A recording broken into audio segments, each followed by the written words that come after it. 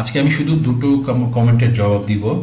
ইসলাম উদ্দিন নামে আমাদের এক ভাই লিখেছেন, যদিও আমার এই ভাইয়ের বানানে যথেষ্ট ভুল ছিল, এরপরও তিনি তার এই ভুল বানানের মধ্যেও তার যে ভালোবাসা নিংড়ে পড়েছে, সে কারণে আমি বাধ্য হচ্ছি ওনার উত্তরগুলো দিতে।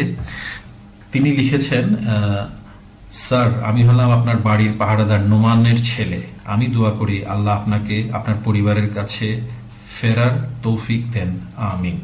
তো আমি এই ভাইকে বলছি, সম্মানিত ভাই, আপনাকে বলছি, আপনার বাবা আসলে পাহারাদার নন, তিনি আমাদের বাড়ির ব্যবস্থাপক এবং রক্ষণাবেক্ষণকারী।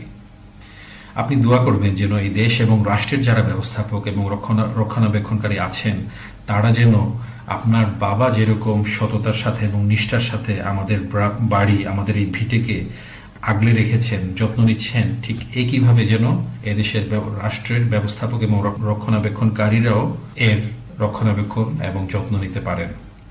আর পাহারাদার আপনি বলছেন, পাহারাদার আসলে হচ্ছে আমি এবং এদেশের সেনাবাহিনী এবং অন্যান্য প্রতিরক্ষা বাহিনী। আমরা এদেশের সার্বভৌমত্ব পাহারায় নিয়োজিত। দোয়া করবেন যেন এদেশের সামরিক বাহিনীর সদস্যরাও সঠিকভাবে এদেশের সার্বভৌমত্বের পাহারা দিতে পারেন।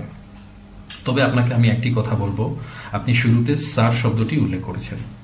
আপনি ছাড়া আরো অনেকে এইভাবে বিভিন্ন কমেন্টে আমি দেখেছি স্যার বলে সম্বোধন করেছেন।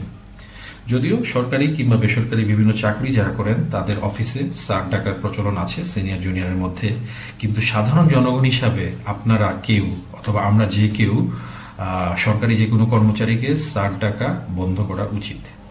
বরং এভাবে বলবেন যে জিয়াউল হক ভাই অথবা ওয়াকার ভাই অথবা ইউনুস ভাই।